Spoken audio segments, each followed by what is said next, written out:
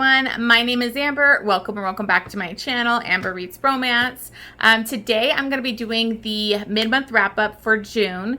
I've read about, I believe, 13 books for the first half of June. Not where I really wanted to be, but I'm doing okay.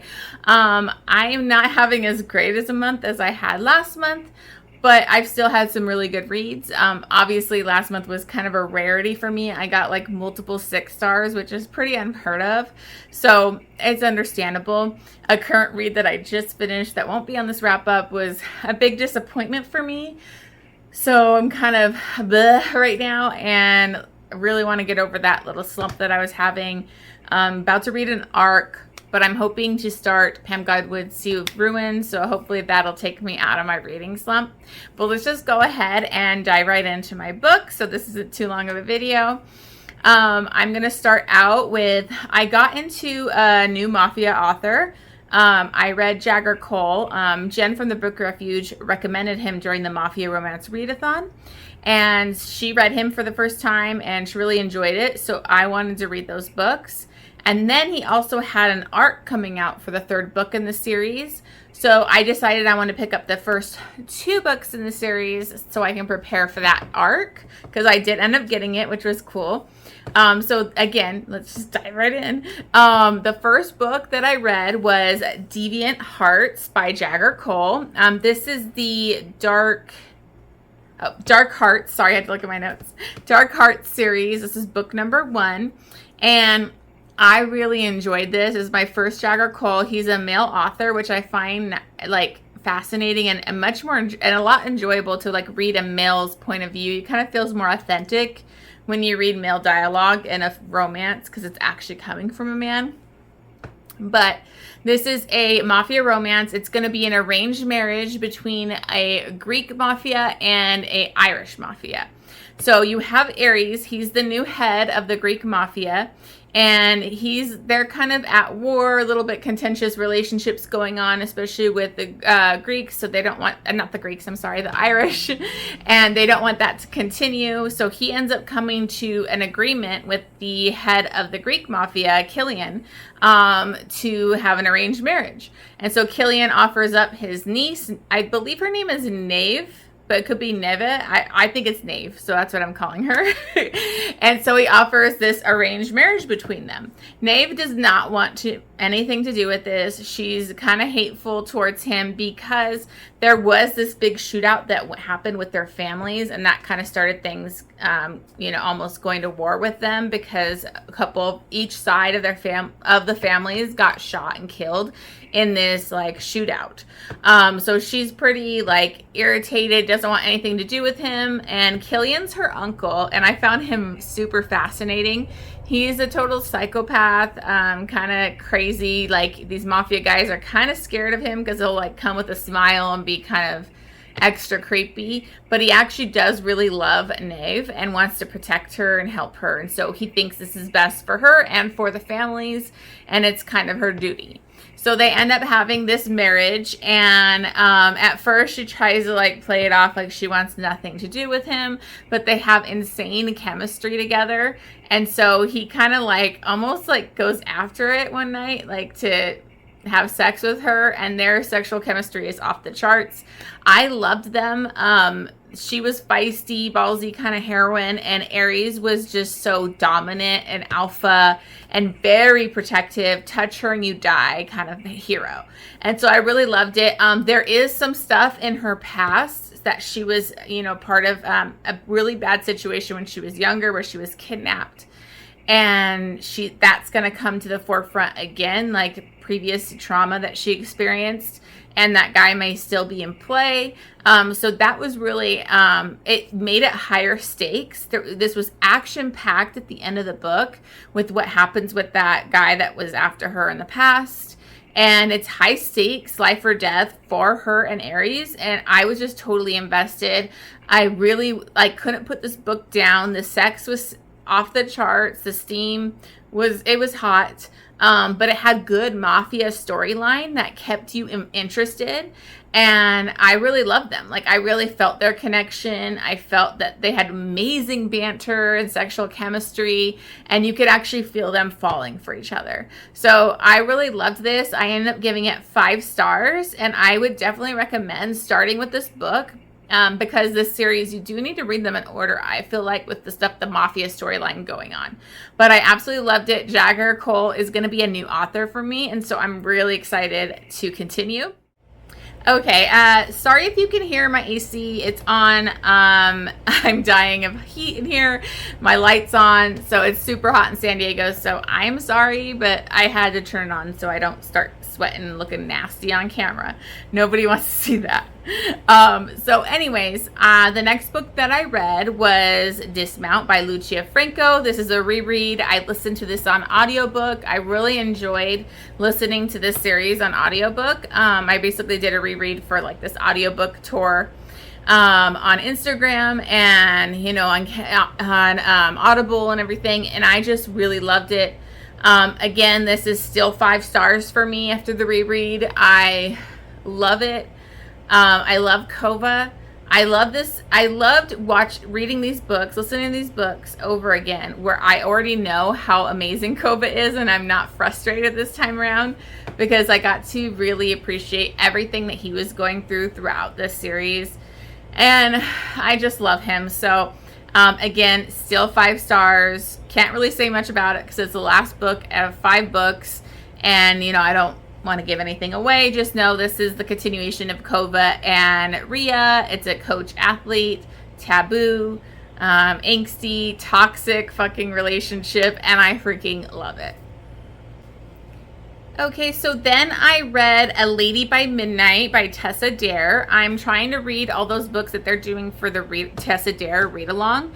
I had only read one Tessa Dare book before this read-along, so I'm enjoying getting to know this author a little bit more. Honestly, all these books are on AnyPlay, so it's very convenient for me that I can like listen to these books at work. So this is the 3rd book in the Spindle Cove series. This is probably my least favorite. I didn't like it. I was super bored, and I probably only finished it because it was on audiobook and I was doing the read along, so I wanted to finish it.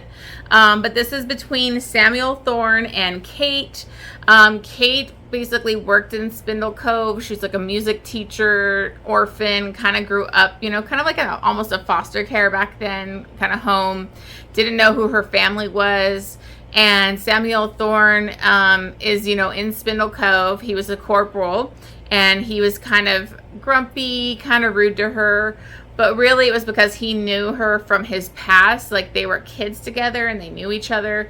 She doesn't remember that, so he remembers her and doesn't want her to know about how they grew up or anything like that. Kate has a bunch of family, like that's supposedly her family, come into town, and they are showing all this proof that she's part of their family and everything. They're kind of a wild, quirky group, and Thorne is like worried about her, so he basically pretends that they're engaged to kind of keep her there or protect her. So I don't know. It didn't work for me. It was so boring. It was drawn out. I thought the family stuff went on and on and on. I didn't really believe in the romance. It just was to me. I don't want to go on and on about it. So I ended up giving this 3 stars, and it was definitely my least favorite out of the Spindle Cove series. So then I went back into the Jagger Cole series, and I read Vicious Hearts. This is Killian's romance, and I was really excited for this one because I really found Killian interesting in the first book. He's a total psychopath, cold-hearted, ruthless mafia man, and so I was really interested to see how his romance would go. Now, I don't want to give a lot away because a lot of the stuff that went down at the end and in book 1 is leading to the plot in this one. So this is why I definitely say you should read the first book before jumping into this one. You're going to miss out on a lot of what happened. I mean, they're going to reference it and everything, but I just think it's so important that you read the first book before diving into this one. So this is the romance between Killian and Una. Una is actually the daughter of this big enemy that they have from book 1. And she is basically tasked and kind of forcibly tasked to kill Killian. So she is actually stalking him, doing a lot of prep work to try and kill him. She is not just a pretty girl or whatever. She's got skills. Her dad was a psycho killer, aggressive maniac, and he trained his kids to do those kind of things. So she's preparing. She goes to a sex club to be able to try and get Killian alone. And they do end up going, you know, up to the suite and all this stuff. And she stabs him. Like, she goes for it. She basically, you know, kills him. But they also kind of were in the midst of hooking up, and he actually does start to have sex with her, and she was a virgin. So that was like her first time. And she thinks she killed him, but she didn't. He was really badly injured, stabbed, and he went to his own doctor and everything. So he ends up finding out who she is and kind of stalking her a little bit. And then he basically kind of takes her, and he comes to like an arrangement with her, like another arranged marriage, because there's a lot of outcry in the family right now because of the guy from the previous book that we can't really talk a lot about.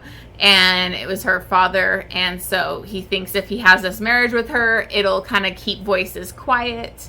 And so basically they kind of come to this agreement, and he'll keep her safe because she's in danger. The person that's trying to force her to do this is holding her brother.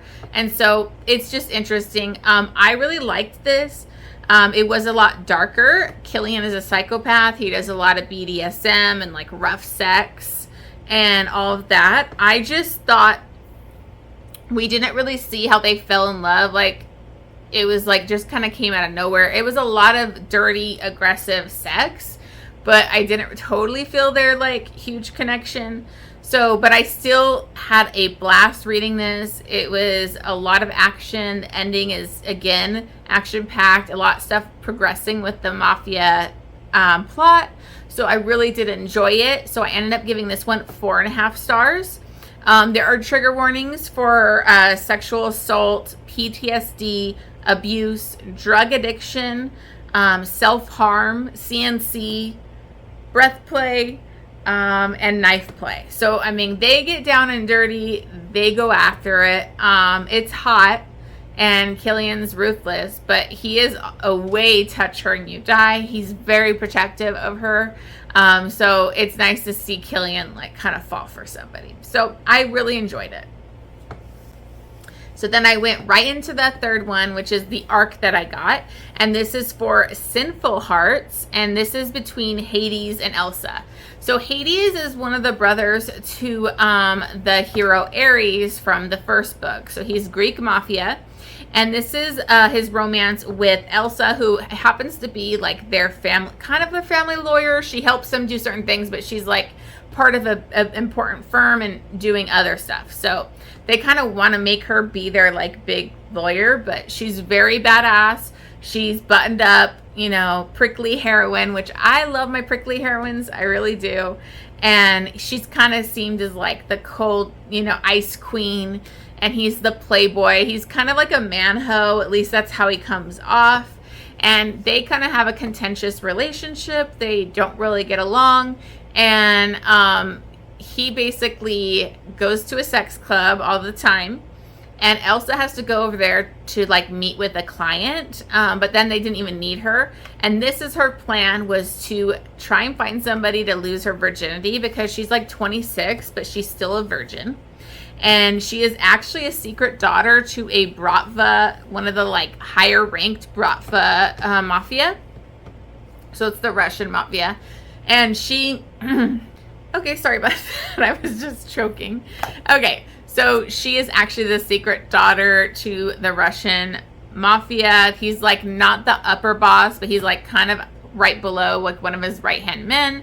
She hates him. She doesn't have the same last name as him. She tried to get away from him. She was from the UK, moved out here to get away from him, and kind of like almost like a stalker that she had. Well, definitely a stalker that she had. And he ends up following her out here. And so he is actually they're trying to do this big deal that the Greek mafia is also trying to make a deal with the Polish, I believe it was the Polish mafia. And they want to like buy up their businesses and everything. And so he wanted to try and sweeten the deal by having her marry their son because she's a virgin and that's her commodity. And she does not want to marry this guy. She wants nothing to do with it. She's been basically raising her sister on her own. Her father's never been involved. And so she decides to foil their plans by going to the sex club, hooking up with some random guy, and basically showing him, hey, I'm not a virgin anymore. You don't get to force me into this marriage. So she does plan this, but she sees Hades at the sex club, and she knows about his reputation. They're wearing masks. She's using like a different accent so that she doesn't sound British. And she ends up just full on going up to him and start kissing him. And then they go and they hook up multiple times that night. And she leaves. He ends up kind of looking into it and finding out who it was that he was actually had that sex with. So he finds out it's Elsa, and then things just escalate from there. He doesn't really know about who her real father is, and they end up kind of continuing like this affair a little bit and having fun and falling for each other. He's like does a lot of great stuff for her sister. It's just really, really cute.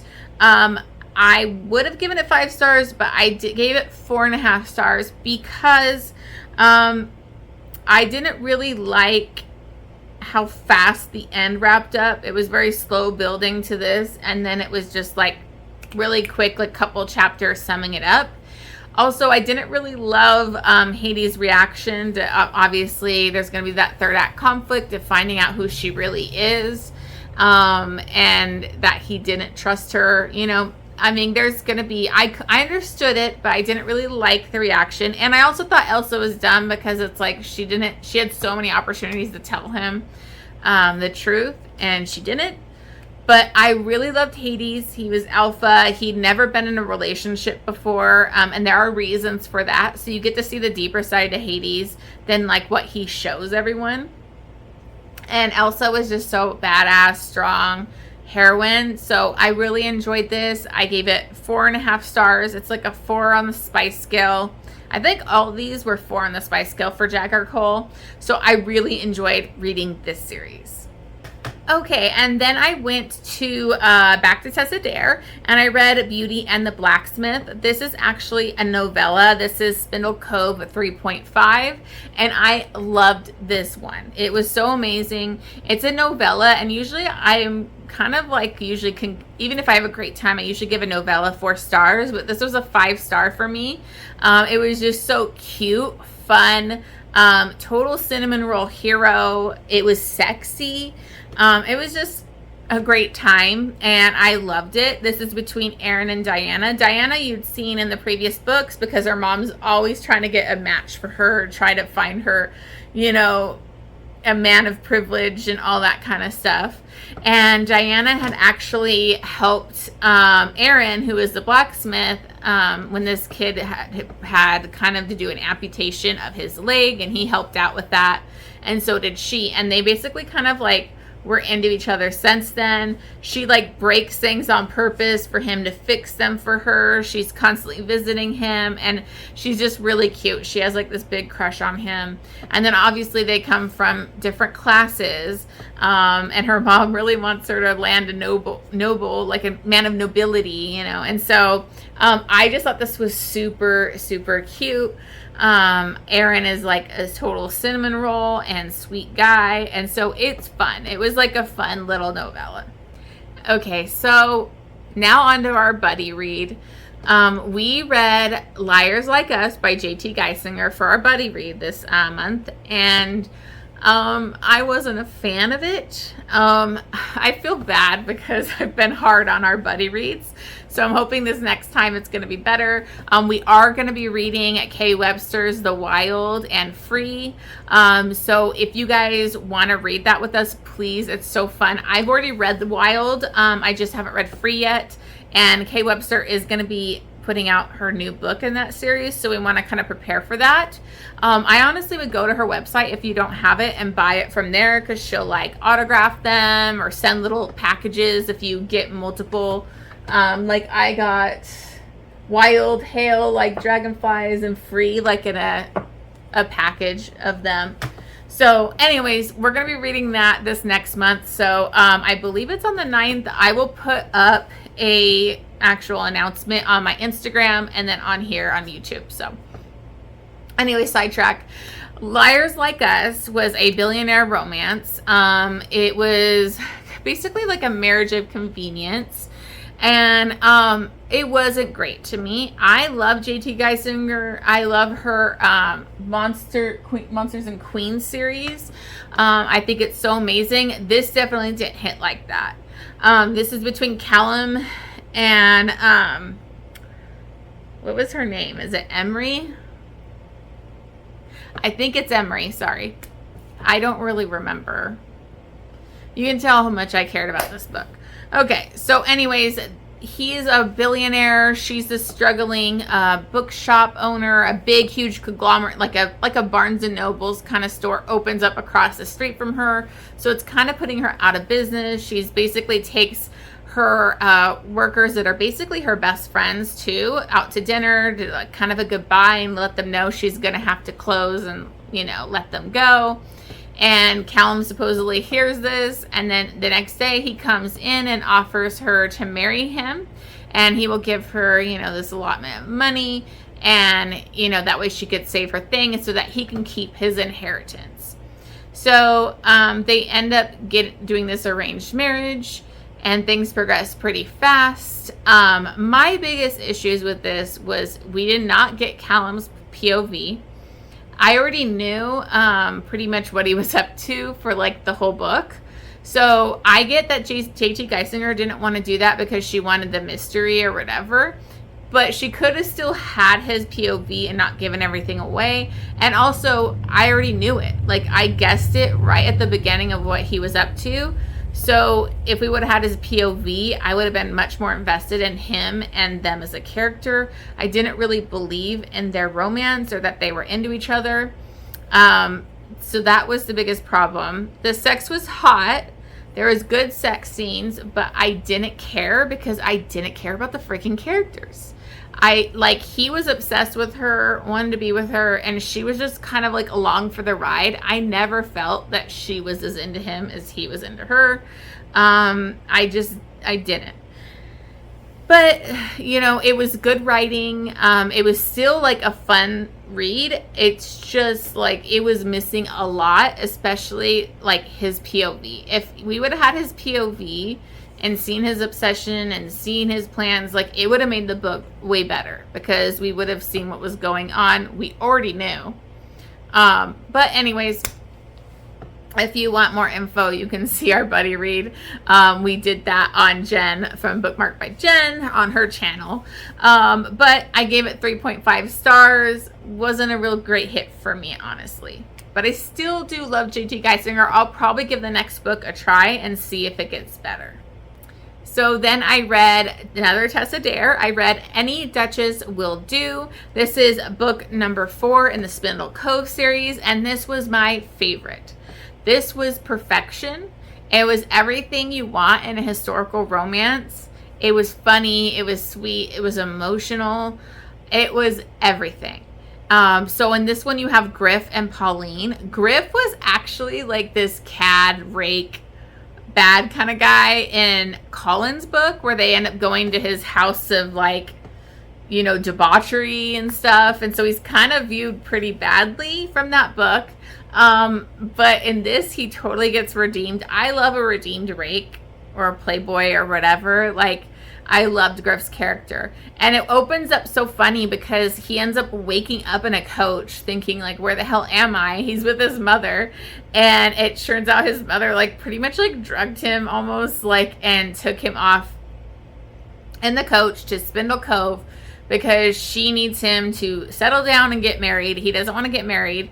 So she's going to take him out to Spindle Cove. They'll pick out a wife, and she'll, like, help make her, you know, proper duchess, and he just needs to pick one. So he gets there, and this serving girl comes in, and she's like a mess. She's got like sugar all over her with this thing that happened with her sister and everything. And he basically says, I want her, because he knows that will make his mom's life hell, and that she won't be able to make this girl into a duchess. And so they kind of come to a side agreement too. Like, he's like, foil my mom's plans, I'll pay you more money, you know, so you can be set up after this. And Pauline is interested in doing this, but she's has to take care of her sister. Her sister's a little slower. She's, you know, viewed pretty badly in like the town. They treat her horribly, and Pauline's like her only, like, you know, family member that cares and is there for her. So she's like, I have to be back in a week to be there with my sister. So it's kind of like this timeline. They got to get things done in this week. So what I loved about this is that she ends up going to like London with them, and she's getting like Duchess lessons by his mom. And his mom is so funny, and like, she's not snobby, but she's all about teaching her how to better herself and to become the proper Duchess. And their just dynamic was really funny. Griff has been through a trauma that made him not want to get married. He doesn't want anything to do with it. And so he kind of reformed his ways after this thing that happened. And so it was amazing to see the difference between like Colin's book and now. And they just had such great banter. Pauline is so like ballsy, and she's self-aware. She knows the reality. She knows that it can't really happen between them, but they end up, you know, getting sexual, falling for each other. She wasn't a virgin, you know, she had had sex before, so she wanted to have sex with him, and they were so sexy together. Hot love scenes. And Griff just really was like one of the best heroes in this series. I loved it. It was just great. So I gave this one 5 stars. Then I read a little novella by Ruby Dixon. I read The King's Spinster Bride. I really enjoyed this. There's not a lot to say. It's pretty cute. It's between, I think it's Matthias. I don't know if I'm saying his name right. And Princess Hala. She was actually the princess, and their family was like at wars. His like people were called the Cyclops. And she had him, like her father had him as like kind of like a prisoner to hold off the Cyclops from attacking and everything. And they're actually at the gates attacking them. And her father died, and the men wanted to like come kill him. And she refused to let them kill him and protected him. And so they end up getting overthrown, and she's kind of living almost like in like a nunnery convent kind of thing, you know, secluded away from everybody. And he's grown now. Now he's the head of his people, and he wants to come take her to be his wife. He's always been in love with her since she did that for him. And he's always wanted her, but now that he's the head, he can do it, and it'll be good for their people so that people don't think she would be an uprising against him anytime. So he ends up going to get her, and they have to do kind of like this ceremony of like 3 days. I accidentally read the orc one first, and I think this is the first book. But I actually read that one first, so this kind of felt repetitive to me because it's literally the same thing that they do in that orc one, where like they unveil her. She has to get naked in front of everybody and unveil her body, and then like he has to please her on the second day, and then the third day they get married and consummate. So I mean, it was the same thing again, kind of like this. I found it really cute and sweet, so I gave this one 4 stars. Okay, so on to my most anticipated read for this month so far, and that is Reckless by Elsie Silver. So this is book number 4 in the Chestnut Springs series. As you all know, I'm sure you've heard me talk about it. Heartless was one of my favorite books from last year. I never shut up about it. And I didn't really like Powerless. I think I might have given that 3.5 stars if I'm remembering. But it just didn't work for me. And so I was kind of worried, but I believe in Elsie Silver, and I thought it would work. So this romance is between Theo and Winter. And Winter is the sister of the heroine from Flawless, which is the first book, Summer. And they have a very like fractured, messed up relationship. And Winter is kind of seen as the bad guy that never really cared about, you know, Summer. And, you know, people view her as like cold ice queen kind of, you know, she's that kind of hard heroine. She's a doctor, and she, you know, has basically kind of had to be ruled by their mother. And Willow was like the baby of the father and like the nanny's affair. And so the father kind of was doting on her, and the mother would not pick on Summer if like Winter did everything that she wanted and became her little mini-me. So Winter did that, and then she basically kind of had to not be able to have a relationship with Summer. So she feels like really guilty about that. Life has fallen apart for her. And Flawless, you find out that like her husband had sex or like kind of groomed Summer when he was her doctor and stuff. And she's basically, she was with him still because they were about to have a baby. Trigger warning, it is not heavy into it, but previous mention of loss of child. She did have a miscarriage, and now she does not want to be with that man anymore. And so she's leaving him.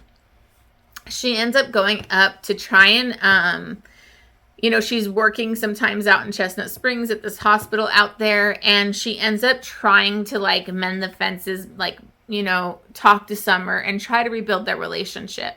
So she ends up out at this like dinner at Chestnut Springs randomly. And Theo, she runs into him. She sees him at the gas station. He's like super hot. Like she's ogling him. He notices. He's cocky. He smirks. And then she ends up driving up to the thing, and he's following her and like riding her ass. And so they kind of get into it. And they're like kind of arguing. And so she ends up having this kind of awkward whatever dinner with everybody, and then going back to the hotel where she's staying. And Theo's out there too. So they kind of go together. And they go get a couple drinks, and they kind of decide she wants to just have like a fling, like a one night stand with him. And so they decide to have this one night stand. Theo's very into her. He sees her more than anybody else, and he's very interested. And so they end up having a one night stand. And what do we have from this one night stand? We have a baby. So before you freak out, it's secret baby, but it's done well. I usually don't like secret baby unless it's like Mafia or a dark romance or something. But like in a small town romance, like Elsie did it perfectly. There's reasons that Winter wasn't able to get the information to him. She did try to get him the information. It's kind of like a miscommunication, weird kind of situation where she thought she got the info to him, and he wasn't interested. So when he comes back into town later and has this baby, and, you know, he finds out it's his, he's floored. She's shocked. He didn't really know, and he's all in from the get-go. He freaks out at first, but it's because he missed so much of his daughter's life, and that Winter's had to do this alone. Winter's been basically doing this all on her own with help from the beautiful family up at Chestnut Springs. So she's been getting help. She's been rebuilding her relationship with her sister. And so Theo is going to be living next door while he heals from like an injury. And they basically start co-parenting and getting to know each other and like falling for each other. And it's just so sweet. I gotta say, I almost gave this 6 stars, but it didn't fully hit all the way to a 6-star for me. But I do think Theo is an amazing hero. He's right up there with Cade from Heartless, but Cade is just different to me. Theo almost felt too perfect, honestly. Like, he was so perfect. I mean, even the third act conflict wasn't bad or anything. So, and that's what I like about Elsie in this series. She doesn't do the annoying third act breakup. That's typical. I do gotta say, I love Harvey, the dad. He's so freaking hilarious. I want a Harvey book. Like, I would be interested in his romance. And then, like, just seeing Willa and Cade together again, anytime in these books is just so, like, I love them so much. They're my favorite. So I end up giving this a 5 stars. It's definitely hot, definitely swoon-worthy hero. And Elsie Silver is just hitting it out of the park with this series so far. Then I went back to Tessa Dare and I read the Lord Dashwood Missed Out, and this was a novella. It's kind of like an epilogue novella to the Spindle Cove series. It's Spindle Cove 4.5, and honestly, there's not a lot to say. It's Lord Dashwood and Eleonora, and she was like an author that wrote this whole thing about how he missed out because he kind of like spurned her and like left town, and she put a lot into thinking they were going to be together. And so she kind of wrote this essay that like blasted him using a different name, but basically it was him. And he comes back into town, knows what she did, and they get stuck in like a carriage ride together, and it's kind of like an accident where their carriage broke down, so they have to go off to this like little cabin, and so things happen. They talk about their feelings, and it was cute. The best parts were the chapters with like Colin and Griff and them like going off to find them and like getting accidentally going into a room of like thieves and fighting their way through it. And just Colin is so funny. He's so funny. He was from the second book in my last month's wrap up, but it was really cute. So I gave this 4 stars because it's just a really sweet little epilogue. Okay, so then I went on to my next book, which is Her Way by Nicci Harris. I absolutely loved Cosa Nostra, which was the second book in that series. I read that duet for Max Butcher's romance, and then this one is going to be his older brother, Bronson. This is the book number 3 in Kids in the District. And I loved Bronson's character. He's such a sweet uncle to like Max's baby, and like so good to Max's wife and everything. And I just really loved his character. He's kind of out there, a wild card, does crazy stuff. But basically they're kind of getting revenge and looking at things from stuff that happened in those last 2 books against like Jimmy, who's like the head of their mafia that they are under. And so he's a butcher brother, and he's out doing his kind of own mission in regards to that.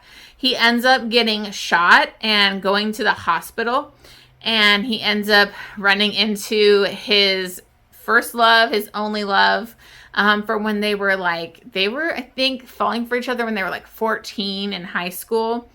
And so he sees her again there. She thinks he hates her because stuff that went down. So this is a second chance romance. She's actually engaged and basically kind of pretty controlled in what she's allowed to do. And it's all for the better of her career.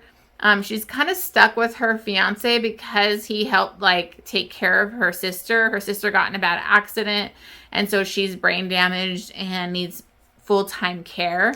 And so he kind of controls her by offering that. And so she sees Bronson again, and their connection is just so intense.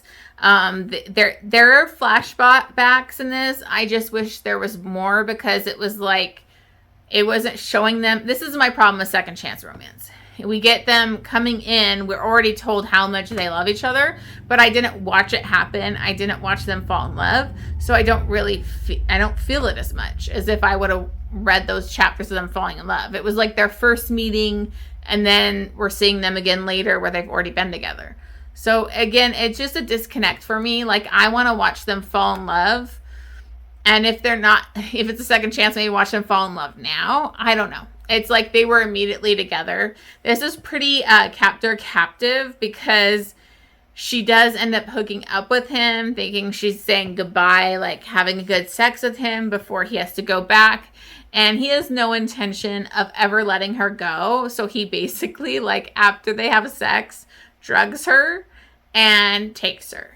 And so she's pretty pissed off because she needs to be there to take care of her sister and to make sure everything's okay. And she's a doctor and she has a job. And so she's pretty upset. And he just basically forcibly takes her and is not guilty about it in the least. And so he takes her back home. And so I really enjoyed this. Not as much as Cosa Nostra, obviously, but I liked it. I gave this 4 stars. Again, the second chance romance is a tough one for me. It doesn't really work a lot of the time for me. So that's probably what kind of hindered it a little bit. But I did love seeing Max again with his lovely woman, and you know, seeing that him as a dad. And I just love Max Butcher. He's like on my book boyfriends list. So again, just like Kate, I love seeing them again in the later series.